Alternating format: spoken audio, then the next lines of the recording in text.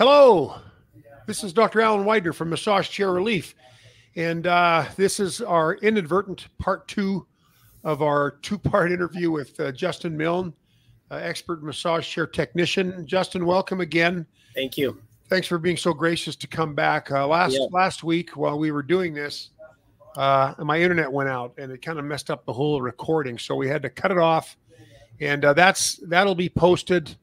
That has been posted on our YouTube channel and our Facebook page, but the podcast version has not been posted. That'll be posted, I believe, tomorrow for part one, and then we will get this one edited for part two. But for those of you who are watching, or for those of you that are attending, welcome back. Sorry about the confusion last week. Just technical difficulties, as they say. But anyways, the last thing we kind of finished up on were the failure rates that we talked about, and that's the rate that a chair will break down. And we learned from Justin that it's not just, there's other things that can come into play with the failure of your chair, not just something breaking from overuse, even though overuse is probably one of the biggest things. Would you agree, Justin? Yeah. Yeah. As far as parts failing. Yeah. But it's not just overuse. It's overuse because of weight, overuse because of how long you're sitting in the chair. We talked about a duty cycle last week, which is the typical cycle of a chair for a program to run, and then what it's built for, and then your suggestion to give it a rest after that first cycle, so that the components don't heat up and expand and start grinding and making noises and wear down prematurely. But we also talked about some other interesting things, and if I've forgotten some of them, bring them up again, Justin. I know that in review, the parts, the quality of the parts can affect the failure rate. Yeah, if the chair is made in a cheap factory or with cheap components, that can increase your failure rate. Right. And also, we talked about rodents and mice nests and things like that. And these rodents will tend to. Oh, that's you. Okay, those are rodents that will tend to hibernate or hang out underneath a chair because it's warm. So, anyways, maybe what other factors can affect failure rates, Justin? As far as this, just besides like just wear and tear, or are you talking? Is there anything else that comes into play? Anything else that comes into play affecting failure rates? Yeah, as far as failure rates go, I would say the biggest is usage would be the biggest, and then the way the climate that it's in, that sort of thing. If it's kept, in an area that's got heating and AC that keeps it at a constant temperature. What else is there? Yeah, I would say rodents is another one, whether or not there's stuff living in it. Pets is another one. If you've got a pet that sheds a lot and that hair gets in, I don't think that has as big as effect as some of the other things, but I have had issues before with zipping off zippers. Yeah. I've had, a lot of pet hair and stuff that picks up, or pet dander. Those are probably the main things, though. Stan had mentioned that when he moves chairs, we move chairs from time to time. Yeah. And he says there's so much crumbs and hair and just foreign material that falls down between the armrests and the pillows. Do those things ever tend to fall into the mechanics or the mechanical parts, or does not usually? No, they usually stay pretty clear. And the way that the chairs work, I mean, you'll find stuff. I'll find chairs that are more dirty than others, but if you're cleaning it and wiping around it, you're usually pretty good. The biggest thing that I see probably the most common is just the dust on the back of them. It doesn't affect them, but almost every chair that I go to is the back shroud, like for the cover on the back, has got quite a bit of buildup on dust on it. It's just because it falls down and accumulates there. And I would suspect if there's dust accumulating on the outside of the chair, there's probably some dust accumulating on the inside as well. Yeah, you may get a little bit, but they're pretty sealed as far as the mechanical stuff goes. It's pretty sealed up, so there's not a lot that gets in there. How often, now there's different components that can fail, right? We've got the roller mechanism, which is probably one of the more common things because that's the thing that's most stressed during the use of the chair. But, the motherboards and sister and brother boards, Yep. Those things can also be affected by or it can fail. And even though they're not really mechanically oriented and mechanically driven, Yep. the electronics, what kinds of things affect the electronics? Because sometimes people just say, yeah, this feature just stopped working, and it's definitely a programming feature. What causes stuff like that to happen? Well, usually what I'll see on chairs is like a motherboard that goes out or something. They'll call and say that something's not working. Those motherboards, so power comes into the chair and then goes to what we call a main PCB or main, computer board. And from there it separates and it controls the motors, and then it receives and sends signals back and forth to the console, or the the remote, if you want to call it that, or there's lots of different ways that the chairs can be operated, but it sends communication back and forth. So, and then it tells what parts of the chair to run and controls like the air valves, that sort of thing, solenoids. So that board is constantly communicating. But I don't replace a lot of them. I mean, there's not a particular chair that I can think of off the top of my head where it was a common problem in order to, we had to replace it a lot. Okay. Well, that's good to know. We do see that happen with customers, not just locally, but in our other stores too, where a chip board will go bad. And I don't know what affects that. I don't know why it is. I don't know, again, if that's maybe made from a cheaper component or what, but of course we don't see that as much as we do other things like the actuators. Can you explain what an actuator is? I know we've got one for the footrest and one for the chair back. What is an actuator? So well, there's a couple ways that it's driven. Most of them are worm driven, but it just spins, and then that's what adjusts. So like it'll adjust like the footrest on the chair, or it'll tip it back to the zero gravity position, but those are actuator motors that are in, but most of them are worm driven. What do you mean worm driven? What does that mean? So they're a spiral shaft that spins, and it just changes the position on the shaft. And then what happens is that motor will measure where it's at in position. Okay. And so it knows where to go. It'll have sensors in there that detect where it's at. Okay. So the actuator is something that is a piece of equipment that's used to elevate or decline the ottoman, and the same with the chair back, right? That's the thing that actually... Yeah, it's what moves the chair into its different positions. Okay. Now, there's other things like airbags and like remote controls that go bad. I don't remember seeing a lot of airbag problems, but lately I've been seeing more of them, like airbags that go bad. What is that? Is it like a balloon that pops, or what goes wrong with an airbag? No, most of the time what happens is they're sealed on the edges, and those edges the edges will break or they'll leak. And so I see that's common. The other thing that's common is where the air hose plugs into it. Eventually that section will kind of, over time, and this is usually a long time down the road, but sometimes they'll start to break. It's a weak spot. And they'll, start to leak air there. So you'll notice some air leakage. Most of the time, though, that I see air is typically in the hoses. So what's that? Is that kinked hoses or just the hoses rot? I'll have kinked hoses or hoses that are disconnected. Hoses over time that have, rubbed, that'll have, a little hole in it or something that'll allow the air to leak out so that it's not pressurized. Is that usually because it pinches, or is it because it's old and brittle?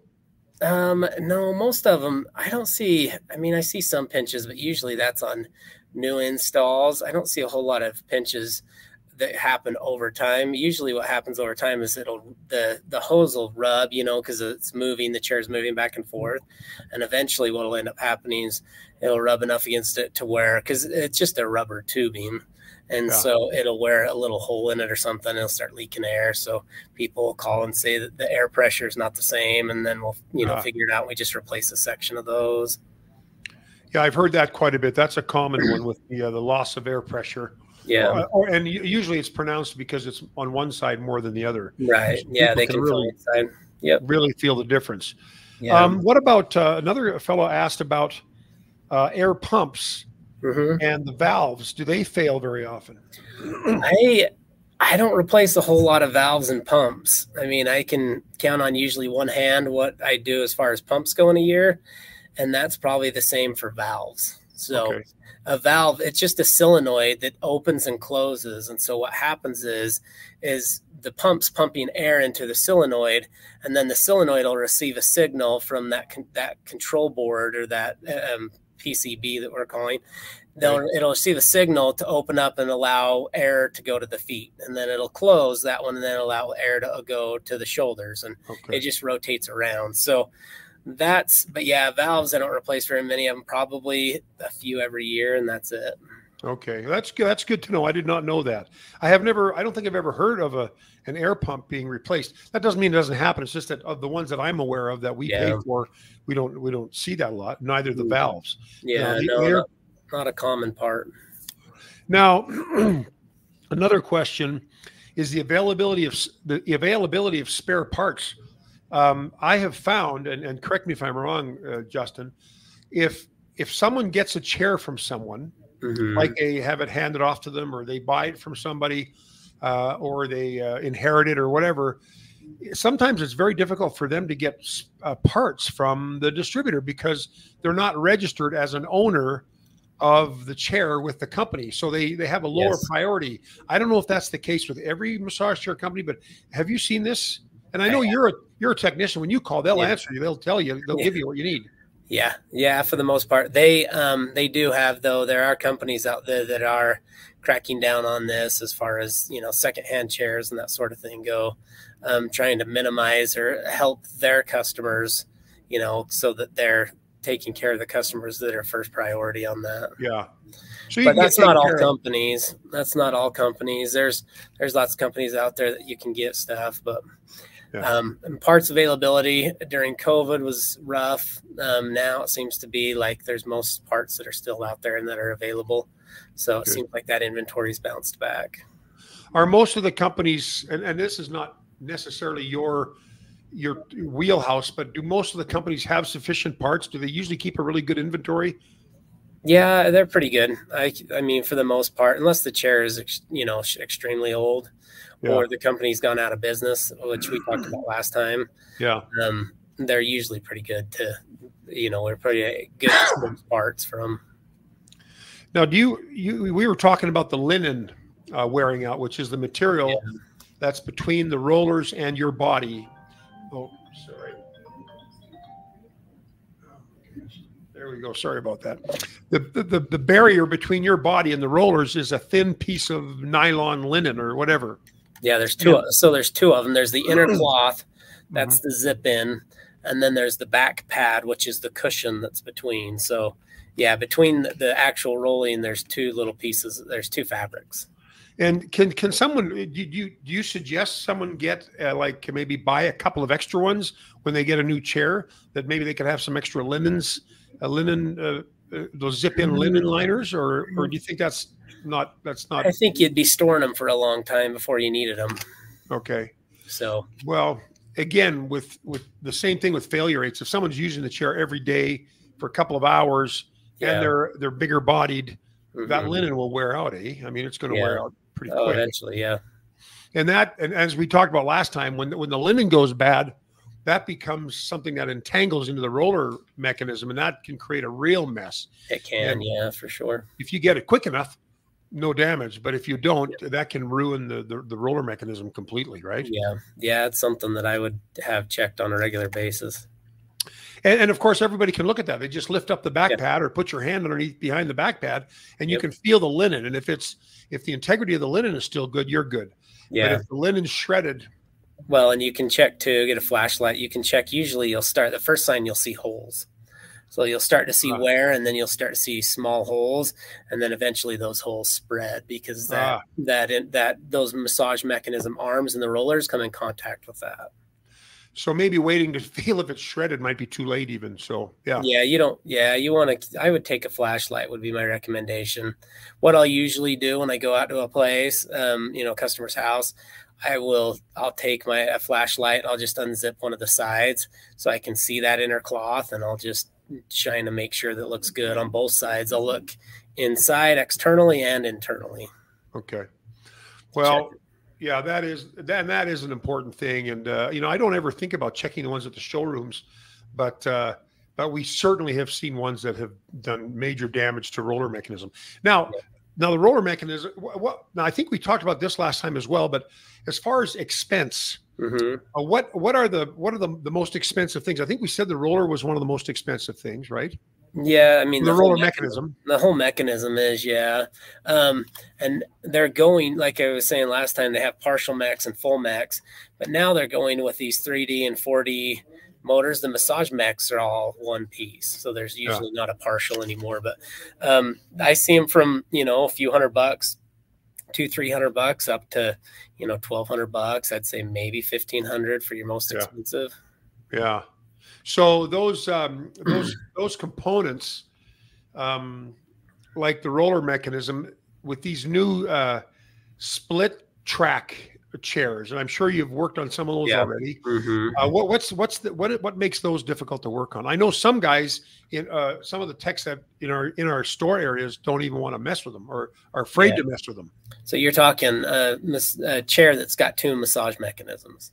Yeah, and it's got the L track kind of splits in the middle, so it can flatten out. So the difficulty is replacing a mechanism in them, because you've got to remove one to remove the other. So you've got to pull in order to remove the bottom mechanism. You've got to pull the top mechanism out. So it's just double. You just got to double duty the work is what it is. And I guess you could say double the problems that could happen with it as well. Yeah, but there's advantages too, because they don't run the full track, so they're working less. So if you've got two mechs, that are doing the work, they're splitting the work amongst each other. And so the nice thing is on a massage is you're getting massaged in two different spots. You can have one underneath on your glutes, and you can have one up on your upper backs massaging your shoulders. Right. So that's the difference between them. But yeah, it is, as far as problems and stuff like that go, but they are splitting the workload. So I don't see very many repairs. That being said, they haven't been out there that long either. Yeah, the technology is pretty recent. Yeah, it's fairly new. Now, do you ever have a situation where a roller mech goes bad, but the whole roller track needs to be replaced? No, I can count on one hand the number of tracks I've replaced in my entire career. That's good to know. So the tracks are not there. Yeah, I usually don't repair any tracks, hardly ever. Do you ever suggest people lubricate? Now, we always have told people the chairs are self-lubricated. Yeah. They should last years. What's a situation where you might need to use, like, what's that, white lithium grease? Yeah. So, well, there's a couple of situations where I would, lubricate them. One, if I'm replacing them, I'll re-lubricate it when I go through it. If it's picked up a lot, like we talked about with pet hair and stuff, if there's a lot of debris that's gathered on it, then I'll clean it off and put some new grease on there. But they use a high temperature grease, and it's not getting hot enough. All it's doing is helping it move freely up and down the mech, and then it's keeping, like the gears, so that they're not getting stuck or broken or anything. Okay. But now, someone just asked a question. What do you mean by usage? What do I mean by usage? Yeah, when we use the term usage, that's just the amount of time that you're what you're using it. So if you're running a program on it, let's say it's a 40-minute program, then the duty cycle would be to let that sit for 40 minutes after that program's ran. So you're not doing back-to-back programs. And this was something we talked about. And you and I first broached this subject a few weeks ago, and I'd not even heard of the duty cycle. The duty cycle is something that should be annotated on somewhere on the chair, so you know what the duty cycle is, which means the duty cycle is how long the chair is built to run, which is usually up to 30 minutes. And then when you have gone through a cycle, one of those duty cycles, you should ideally let that chair sit for the same amount of time. Is that correct? Yeah, that's the rule of thumb on that. And I always thought, well, you just use it a couple of times, then, maybe give it a rest, maybe 10, 15-minute rest. But it seems, I didn't know you needed to let it sit that long and that frequently. Yeah. Well, it just lets everything cool back down again. So, yeah. But yeah, when we're saying usage, like in most chairs, if you can't see, some of them will have on the back or on the that pan that I'm talking about in the back, that cover, some of them will have it on there, and it'll say that it's a, you know, a 30-minute duty cycle or something. It'll say that. If not, the rule of thumb, I would look at the programming and see what the max programming is, and then run the chair off of that. So say it's got a 45-minute massage, then, you know, use the chair for 45 minutes and then let it rest. Yeah. And most chairs are 30 minutes now. There's a few less and a few, not many are that I've seen are 45 minutes. I mean, for one program. But that's a good advice. I never knew that about the duty cycle, and I've been in this business a long time. I didn't know about it, so I appreciate you teaching me about that. Yeah. Now, one customer asked, which brands and models are the most reliable? That's a tough one. There are chairs that there's chairs that I like as far as the massage goes that are in every single, you know, company or brand. So, to answer his question on that one, I would say you get what you pay for. Yeah. So if you go and spend, you know, and it doesn't have to be, you don't have to go and buy a $12,000 chair to get a good massage. You know, a $5,000 chair might be the ticket for you. Yeah. And that might give you the best massage. And so I always tell people, you know, don't base it off of what the price is as far as the massage. Go try them, see which one gives you the best massage, and then go from there on it. But I have my favorite chairs that I like that, you know, that give a good massage. But I don't have anything like, there's not one particular brand or something that I could say I would, you know, get this chair. It's less frequent as far as breakdowns and stuff like that goes.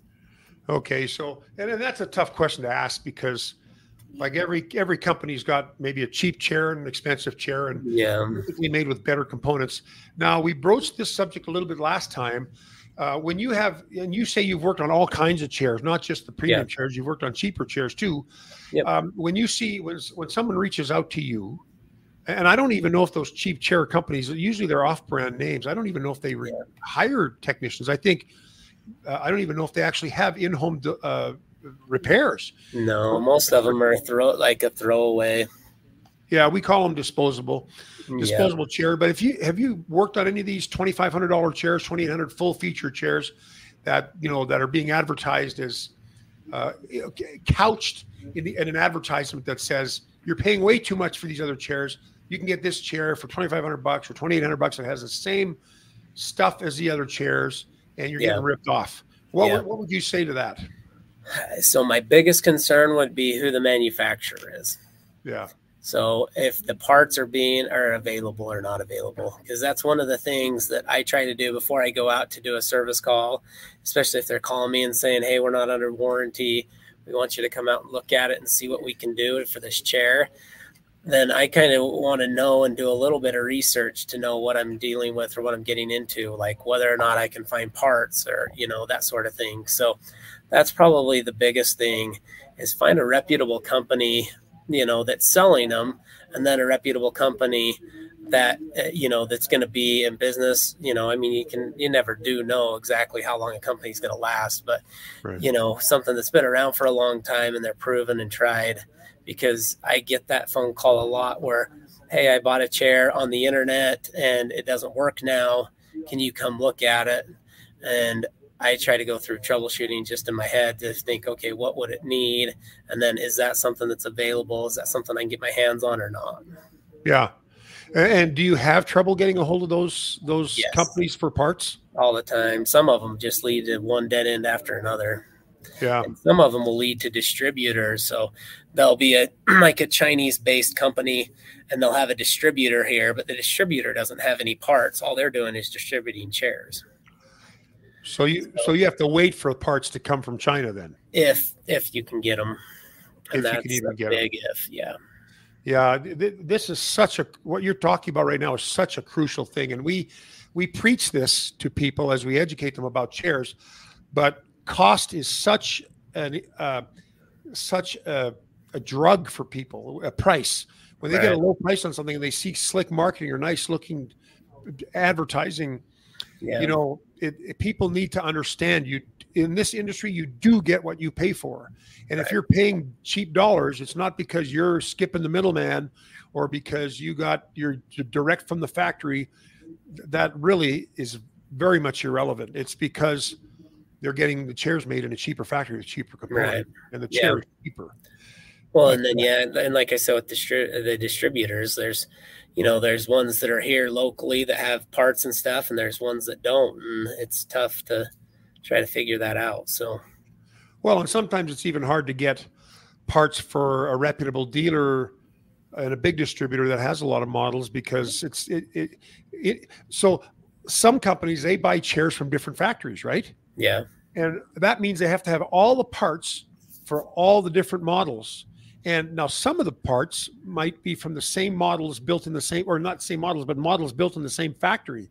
So there might be crossover of parts. So it's maybe a little easier to maintain inventory. But if you've got 4, 5, 6 factories that you're buying from, that can create problems for parts inventorying in the long run, I would assume, and that's where some of the problems are. Yeah, yeah. But most of them that are here locally that actually have parts here in the United States, they're usually, I can usually get a fairly quick answer on whether or not I'm going to be able to service and fix it. Yeah. So some of them, they may say, no, we have to order that, and it's going to come overseas and come on a crate, and it'll be here, in 2 to 3 weeks or whatever. But it's the times that I call and you can't get anybody, and that's when it's frustrating. Yeah. Well, and you've been doing this long enough. It's kind of cool. Like, for people that don't know, Justin is our technician. He works on all of our lifetime labor warranty customers in the Utah store area. And for those that may be watching that are my competitors that think that lifetime labor warranty is a scam and we really don't offer it, Justin can attest to the fact that we pay for a lot of repairs just in the Utah area. Yeah. But what percent would you say are with the chairs that you repair, what percent are in warranty and what percent are out of warranty? Oh man, that's a tough one. Yeah, I should have asked you that before. I don't know on that one. I would probably say, 50-50, maybe 60-40 for in warranty, 40% on. But usually when I see chairs that are out of warranty that are old that have been used, then, usually I have to go through and explain to them about a lot of the stuff that we've already talked about today. But the repairs that are under warranty, usually it's going out and fixing very minor things, Yeah. Like, I'll give you an example. Today I had a warranty job that I went out on, and they had plugged the footrest in, but when they plugged it in, they had pushed one of the connectors out, and so it was throwing an error code. Manufacturer had sent them out a new footrest. But when I pulled it apart and I looked at it and I saw the connector, and I thought, oh man, they just pushed out one of the pins, and that's why it was throwing the error code. So a really quick fix, an easy fix, but it was something. And I did switch out the footrest just, so that because maybe the pin was pushed out by the connector, but something like that, would be something that I would see under warranty, and that, wouldn't be something I would see not under warranty. Yeah, well, not under warranty. We still, and I do this. I mean, we still pay for the tech visit for our customers, and sometimes the tech's got to go back a couple of times. But at least the first time, if there's what the problem is. But and sometimes people try to fix them themselves, thinking that they're trying to be kind to us to save us money, or because they think they can do it without a problem. And a lot of people can. But it can get complicated fast. I don't recommend it. I see too many chairs that are pulled apart that are in shambles, and they keep digging and digging and they can't figure it out, and something that we could come out and do, knowing what's going on with them. So, well, Justin, I've seen you fix some real pickles. Like I've seen some chairs that were just a mess, and you had to there was one in particular, I can't remember how long ago this was, but you kind of had to redo almost the entire guts of the chair because so much had been screwed up by the poor customer who's just, and maybe they weren't, and if they don't have a lifetime labor warranty to lean on, a lot of them are going to try to do it themselves. Right. And then they're going to end up calling you and it's going to cost even more. Yeah, it can be troublesome. Well, yeah, you know what? There's nothing that feels better than the comfort of knowing that the technician that's working on your chairs will fix it. Yeah. And sometimes when we're in an area, like we have a lifetime labor warranty all around the country, sometimes there's somebody in, you know, Birmingham, Alabama, and we don't know any techs there. We just trust the network that they're a part of, and we don't know, we have no context of if this technician is good or not. Yeah. And it can be a challenge. It's hard to find really competent technicians. Yeah. But we're grateful that we've got someone of your caliber. That's for sure. Thank you. Now, another question about upholstery, and I'm seeing more of this. I'm seeing, when I say I'm seeing, I mean I'm hearing it from customers. They are complaining that the upholstery has shredded, and you've seen those shredded things. It looks like it looks horrible. Like it's not just a cut or one shred. The whole thing, it looks like a hula dance, a hula dress, and just shredded. Why does that happen to some upholsteries and not to others? Even if it's the same model from the same distributor made in the same factory, some shred and some don't. Yeah. I would go back to where it's at. Environment would probably be the best, like that I've seen anyway. I'll notice some that are in like direct sunlight, the colors will fade and you'll have upholstery. I mean, it's just like anything else. It's, you know, if you sit something out in the sun a lot, or, you know, it's not in a climate controlled area. But I've also seen the flip side to where it's just regular wear and the upholstery started to come undone. Yeah. And some of it you'll see like oils, for instance, in your hair on the, like the headrest and stuff. Yeah. That'll start to come apart and it's because we've got oils, you know, you've got oil in your body or in your skin that's touching on the chair that's causing breakdowns over time. So it helps to clean the chair, wipe the chair down. Yes. Yeah, clean it. And even if you're cleaning it just with a rag, you know, a wet rag or something, a damp cloth, just wiping it down and keeping the dust and hair and stuff off of it. You know, and we probably need to be better propagators of that message to our customers, because we can provide a cleaning kit, and people will ask, what do I do if it gets dirty? Well, you know, there's tips for that, but I don't even think to myself, yeah, that oil could be, decomposing your synthetic leather. Yeah. And that's something we probably need to do a better job of educating about. Yeah, you got a lot of oils, and then like I said, you've got a lot of different environmental stuff that can help to deteriorate it as well. Well, we don't sell cleaning kits to everybody, but we do give recommendations on using like warm water and a very mild detergent. Is that a good recommendation? Yeah, that's what I would use. That's what you'd use, yeah. You don't want to use anything strong like a Clorox spray bottle that kills cold. No, don't be doing that. There's too many chemicals in that stuff that would cause it to wear down. Do you ever see we don't see a lot of leather chairs anymore, but do you see any problems with leather upholstery? I don't know, not a lot. I don't see a lot of them anymore. Yeah, they're just synthetic. Yeah, I think Luraco is probably one of the few companies that still has leather. Yeah, but there are a couple other companies as well that do have some. But I don't usually hear about leather breaking down. It's usually the upholstery, the synthetic. But there's probably different qualities of the upholstery as well. I mean, one company, and I won't mention the name, but they have two chairs that are pretty much the same chair, but with a little bit different body. And I asked them, what's the difference between this one and that one? What justifies the lower price? Oh, we use a thinner, cheaper upholstery. And we use, what was the other thing they use? I can't remember, but they use cheaper components that justify the cheaper cost. Yeah. And you've probably heard of like chairs that get, or not chairs, but product that gets sold at Costco versus they have their own model for Costco. So Costco can charge a lower price. But the quality of the build is not as good as you would find at a regular retailer at the higher price points. So it's not maybe, I know that's happening with some of the chairs, some of the companies. Yeah, some of the manufacturers.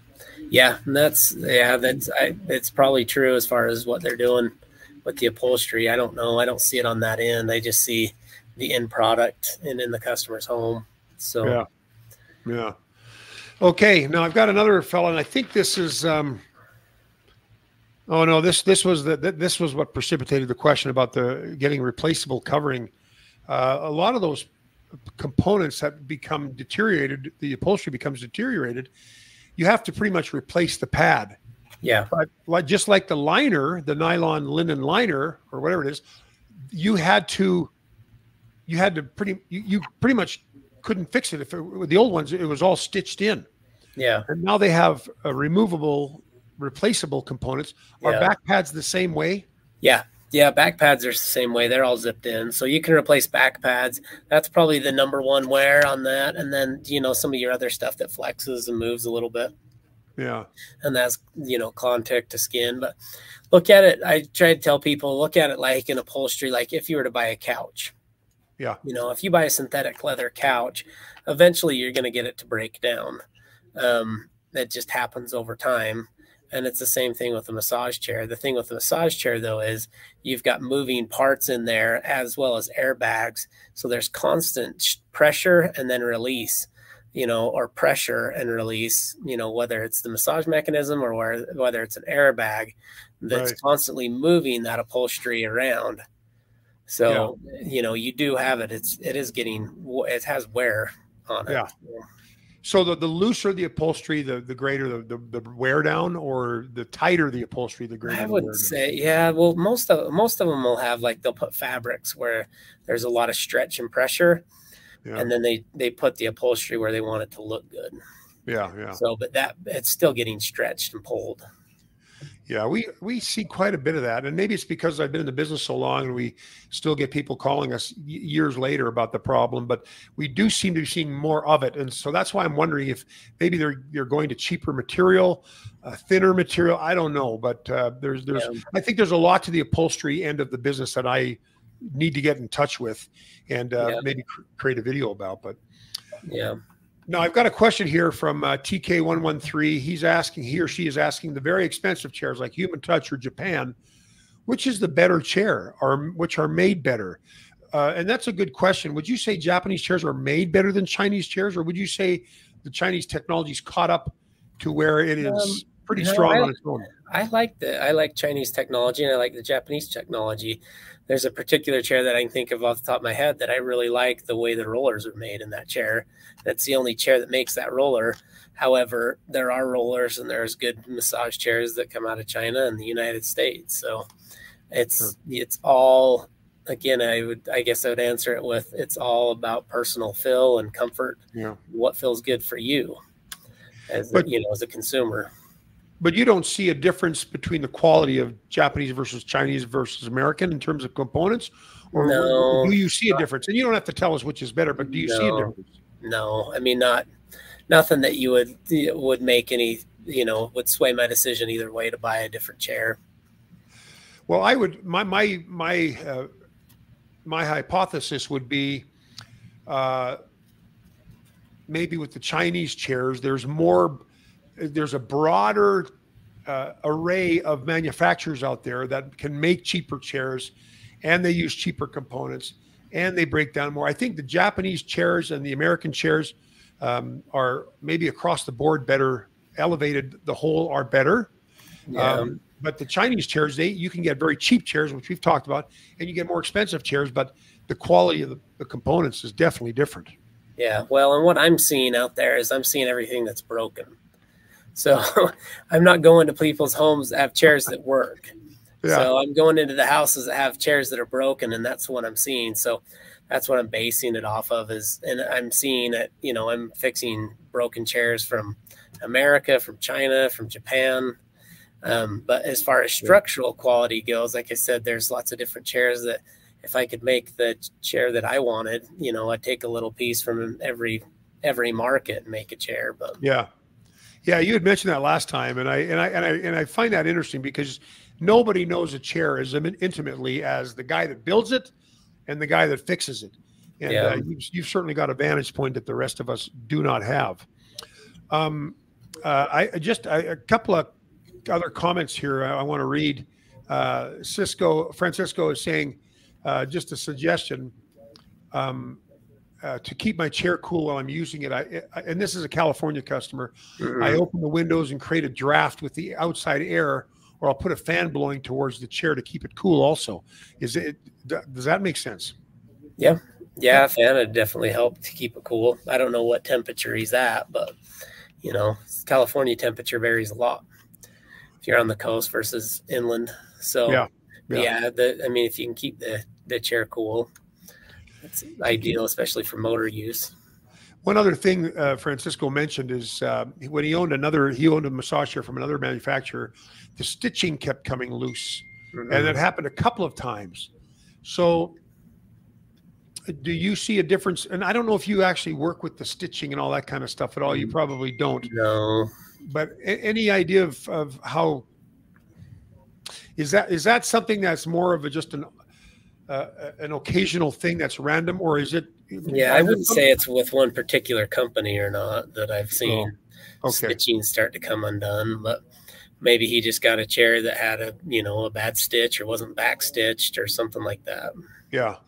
Well, that's a good question, because we do see stitching come undone, and I don't really know if it's one particular price point or one particular brand or one particular company, but we do see that happening. But it's maybe more of a one-off as opposed to a really common thing. Or yeah, I wouldn't say it's something common that I see as far as stitching goes coming apart. Okay, and Guy is asking, how long do manufacturers typically keep repair parts available? It seems like the industry is changing, improving design so often that the inventory of parts can be a challenge even for higher end chairs. I would agree with that. Yeah. Some companies do struggle, especially companies that have more models that come and go. But what's your take on that, Justin? Yeah, so I think legally, and I could be mistaken on this one, but my understanding is they're supposed to carry parts for 7 years, and that's what they're supposed to do. But that being said, there are manufacturers out there that I know that, try to go through, because it's a cost for them, right? Yeah. To store parts, not, to have warehouse space for it and then have inventory. So, and there's a lot of chairs coming out. There's a lot of turnaround. There's a lot of innovation in the market right now. There's touch screens and all sorts of stuff. You can control them now with your phones. You can connect them to tablets. I mean, there's all sorts of different stuff. So yeah, it has changed. It has changed a lot, and I think it will continue to grow. Yeah. And I think we've gotten to a throwaway society, where we use something and we use it for whatever, and then we throw it away and go get another one. Where, I'm in the industry of fixing stuff and repairing it, and that's kind of the era that I grew up, is when everybody fixed and, you did stuff to keep it going. But that's kind of changed over the years. Would you say that it is, would you say that over the time that you've been working on these chairs, would you say that the chairs have gotten better in quality?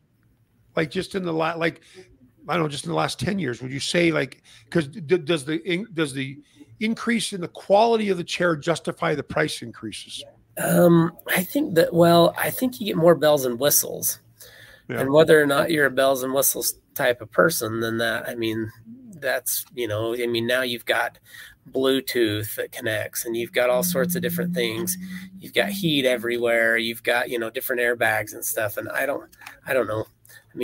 I don't know that I could say the quality has gotten any better or worse, but there's more, there's definitely more sensors. There's more, they've gone, you used to go from 2D to 3D to now we're 4D, massages. And so all of that stuff is just, it keeps changing, and they keep adding different things, and they add sensors and, to keep track of everything. And it just, I don't know, there's just a lot of change in the industry. And it gets more expensive. It's like a car. It's like the car business. Remember the old cars? I had an old 67 Mustang 289 engine back when I was a teenager. And there was, you lifted that hood and it was like a motor, a radiator. And that's it. And even I could pretend I knew something about it. But now there's a lot, it's a lot more to it. So I think that's part of the reason for the cost. And they're spending a lot on, innovation and that. But as far as, the motors and stuff and a lot of the stuff, I mean, if I took a motor out of a machine that was 10 years old and held them up side by side, I don't, you know, you wouldn't be able to pick them out. Yeah. There's not enough difference between them. It's just, there's a lot more stuff going on inside. Yeah, just stuff. Well, TK is saying it's pretty sad if you pay 10 grand or more and parts are available for only 7 years. I would, yes, that is sad, but I think it's 7 years as a mandate. I think companies keep them for a lot longer than that. Like, for example, the old Inada distributor, which is now Furniture for Life, they were selling Dreamwaves back in, man, that was the first chair I ever saw really take off as a popular chair. And that was what, 15 years ago? Yeah. And they still have some parts, even though the factory itself doesn't even provide those parts. They still have inventory for some of those parts. Yeah. Well, I've ordered in the last couple of weeks, I've ordered parts for chairs that are pushing 20 years old that I've been able to get parts for. So it's still out there. But yeah, you do have to look. But I mean, to his point, it's true. But also, you know, if they want to keep and maintain lower costs, which we're all looking for, they can't, you know, they can't mandate that they have to keep parts for 20 plus years. Yeah. I mean, that would just, can you imagine the warehouse space that it'd take, especially if you've got a bunch of different chairs and that. Yeah. And I think one of the things too, there's lots of them now when they're coming out of these factories, a lot of the parts, you know, are interchangeable. So a lot of them, you know, if they're coming out of the same factory, different chairs, even with different names on them, they've got interchangeable parts. So I think the longevity will be longer with that. Well, and that probably applies more, in my mind, it applies more to the top factories because they're good factories. They create chairs for a lot of different distributors here in the US. Yeah. And they have to have some parts compatibility to right. Because they also don't want to carry parts for every separate model that they make. Right. And then I could open up chair after chair and show you the insides, and we could look at them and say, oh yeah, this one looks really similar, even though it's got a different sticker on it. So it is true that happens. I've got another question about numbers for you. Yeah. And this is like a percent. What percent of chairs that you fix could have been prevented? The problems could have been prevented by a better care for the chair. And in other words, not doing the things that increase failure rates. So are they talking like compounding problems? Well, no, just like when you go out to fix a chair, and you see the chair, how many of those chairs can you look at and go, oh, these guys have been abusing this chair, or this chair has got this problem, or someone's too, overweight for this chair, or whatever. Can you tell? Are you able to discern that? That one's a tough one. I would probably say, well, if it's a part failure that wasn't, that was an actual failure of a defect in the part, that one's, there's not a lot you can do on that one. But there's chairs that continue to be used in that are ran that continue to break. That's what I'm saying, compounding. They end up wearing more parts out and could have been caught or prevented before then. So if you wanted a percentage, I don't know, I'd say 25% maybe. 25% or what? Yeah. Are from user abuse? Yes. Yeah. Okay. And it could be, it could be higher too. I see kids all the time, where they'll have, friends over and parties and stuff. And the chairs will end up, a foot massage or something will be broken in half because somebody jumped in it and they were fighting over it and ripped the remote out or something. So I see, I see stuff like that. But I would say preventable, with knowing stuff would be, I don't know, I'd say 20-25%. Yeah. Okay. Well, that's a good number. I appreciate hearing that. So there is a lot that can go wrong with a chair that's unrelated to being abused. Yes. And that's good to know. Now, I just thought of something. Some of these chairs come with fuses, extra fuses. Yeah. Some I've even seen like extra screws, and my delivery guy has no idea where the screw goes. What do you suggest? What do you think about things like that? Do you think people should hold on to those fuses and those extra screws, or So the fuses, well, there's some of the chairs. So there's a couple of chairs that will have two fuses in the transformer, and then on the back by where the cord plugs in, they'll have an additional fuse. If it's just the additional fuse there in the back, and you say your chair's not getting power, and you've got power at the outlet, and you're turning it on, I would suggest that I would definitely suggest, you can pop that fuse out. It's just an inline fuse, and look at it and see if it's blown or not and switch it out. But that would be the sum total of it. I wouldn't go in any deeper. Yeah. Because there are internal fuses, but then you got to start digging, but you got to know what you're looking for and have a voltmeter to test them. Yeah. Okay. TK's asking, who has majority market share in the market, number one and number two? I really don't know that answer. I would probably say, and you might know this from the chairs that you repair, but I'd say Osaki. Yeah, I'd say Osaki's number one. And then number two might be what, like maybe Infinity or yeah, probably. Yeah, I think that is. But those numbers they're somewhat skewed because it's not because there's the factors that determine that, like how much they market. Yeah, and like and how they what channels of distribution they have, but yeah, I would say Osaki's probably the biggest one right now. Yeah, just for sheer numbers. Yeah. And Infinity's a big company too. They got chairs everywhere, and spa stores and furniture stores, and actually Kozia has quite a bit of market reach as well, but I don't know how it compares to. I don't think that'd be above Infinity. Yeah. Well, and I'm sure there's also companies that are easier to work with to get a chair fixed. And I don't even want to get into that because that could create some friends and enemies. But there's some companies, and there's companies that are good that go through a phase where things are kind of sketchy, and then they correct it. And I've seen that. Good companies that all of a sudden, hey, what's going on? They're not fixing anything, or they're not responding to our customers, and we find out that they're going through turnover in their department, their support department. One company that I think of in particular, who we have mentioned, I remember earlier on, they struggled keeping up with the tech support. It was almost like the sales were the number one priority. Tech support was maybe second or third, but they have turned it around huge. And I found the response much better now than it used to be. And maybe, it can change. At one company you could say is good, and then you find that, oh, what's happening? They're not so good right now. Yeah, no, that's for sure. The companies that are led well, that have good leadership will fix that stuff. It starts at the top and trickles down.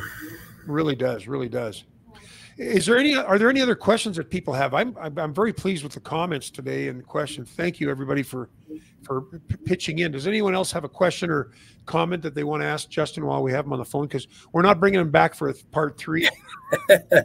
You're done. Well, no, you're done. I feel bad taking you away from your work, but your insights are so valuable, and this is stuff that people don't typically see. We don't publicly discuss it. This is great stuff, Justin. You've really, I think, enlightened us quite a bit. And of course, we'll be able to continue to see this on our YouTube channel, on our Facebook page. You can see this video, and then the audio file will be stripped, and we will that'll be on our podcast, so you can listen to it in your car or listen to it. Do you respond, Dr. Weidner, to questions when people ask them, or like on here YouTube, or like just on your platforms? Oh yeah, all the time. Oh, do you? Okay. All the time.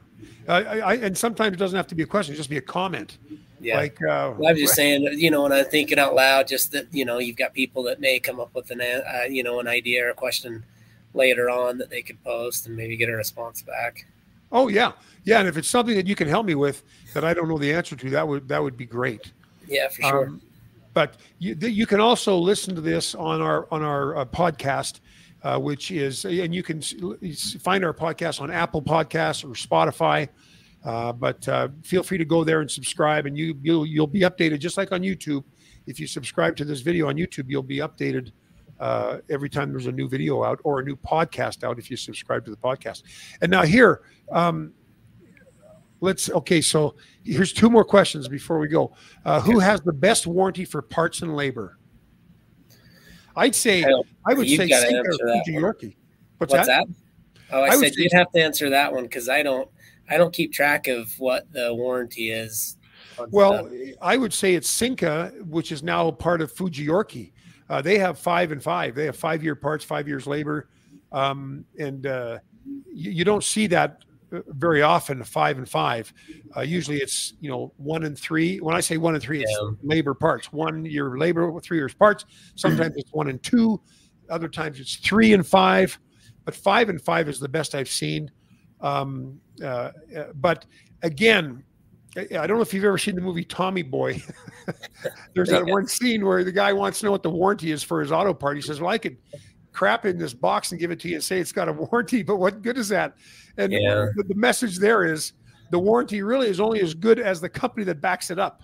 Right. And so if the company does not have a reputation of backing up their warranty, they can throw any number they want out, and you're going to have problems. But I would say the companies I deal with are good with their warranties, and I'm usually across the board on that. So, but I don't. That's the problem. Is I used to try to keep track of everything, and then I'd misquote somebody, and they'd call me back and say, "Well, the technician told me that it had a 5-year warranty on parts, and these manufacturers are manufacturing so many chairs and that I don't put my foot in my mouth anymore."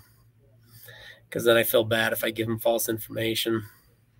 So I always will refer them back and say, either check, usually it's in the owner's manual that'll have the information, and or, check with the manufacturer and just make sure.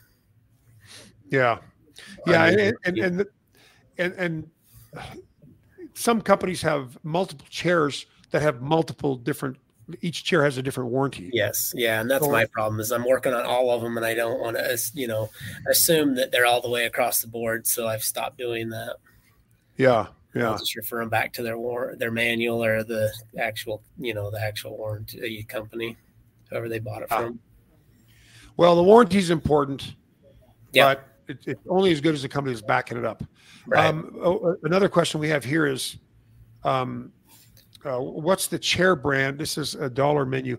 What's the chair brand you find that you work the least on? That's a tough one because some companies don't sell a lot of chairs, and others sell tons. Yeah, that's a problem. I'm working on all of the bad ones, and I'm working on them across the board. So I don't see the ones that are good. That's what people always ask me that. Well, how many chairs do you repair versus how many are sold? Well, I don't have the sales numbers, and so I don't know what to. You're talking to the guy that's seeing all the bad ones, so I don't know that they sold 200 chairs and I fixed 3 of them. Yeah. Information I just don't have, so I can't make it. I know you said you were going to start tracking your stuff a little bit better to keep an idea. Maybe good to give customers feedback, after you've got some history on it. But we need a couple of years. A couple of years. We're going to need at least. We're through we're almost done our first year of tracking this, but that is a very good. That is a good question. And I think more and more, that's not stuff that gets revealed, right? No. Like what company wants to tell you, 25% of our chairs have a problem in the first 4 years. Nobody wants to hear that. So, and they don't tell us that. Yeah, it's not going to be information that they're going to release ever, So, that would be to look for somebody out there that's done it. But I don't know the sales numbers, so I can't make a assessment on, what is being repaired and what's not. I don't know. Yeah, that is a tough one. And you don't know how many repairs are relative to the number of sales. You might have 50 chairs that are fixed, but there might be 1,000 chairs sold. So the numbers aren't always great. Nope, but I don't know them. So now David says, and he's saying, I'm disappointed that you and Justin are so political in discussing particular companies. I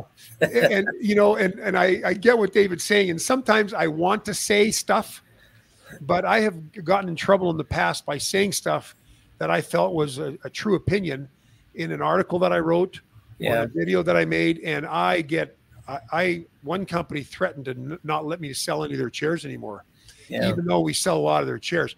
And so I am a little more political, yes, if you want to call it political, but I'm a little bit more guarded. I just don't want to. I don't want to upset the cart. Yeah. But if you have any questions about a particular company and how we rate them in terms of their warranty support and availability and part support, call me. I'll gladly talk about it one-on-one with you. But on a public forum like this, and Justin, you probably feel the same. Like you fix everybody's chairs. If all of a sudden you were to say, yeah, this company, they suck, then, guess what? You're not going to get any more calls from that company. Right. Well, and then it changes too. Like you were saying earlier, that some may have a moment that they have some struggle. Yeah. And there's others of them that will have a moment where they won't. So yeah, I know a lot of the people that do the phone calls, there's a lot of abuse there, that people are getting yelled at and stuff like that. And people are frustrated, rightfully so, that their stuff's not working. But, it's all in all, everybody's got to take care of one another. Yeah. Like you said, it comes from the top. It does. And I understand David's frustration. I know David wants to get more information out of us, but Dave, you can call me.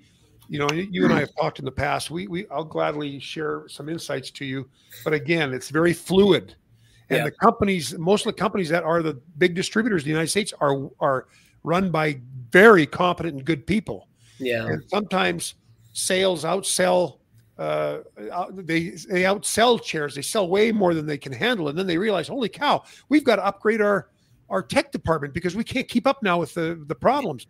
And so it's kind of this constant change, and it's very fluid is what I'm saying. And so it is hard to say. Do you know if he's in the Utah market or not?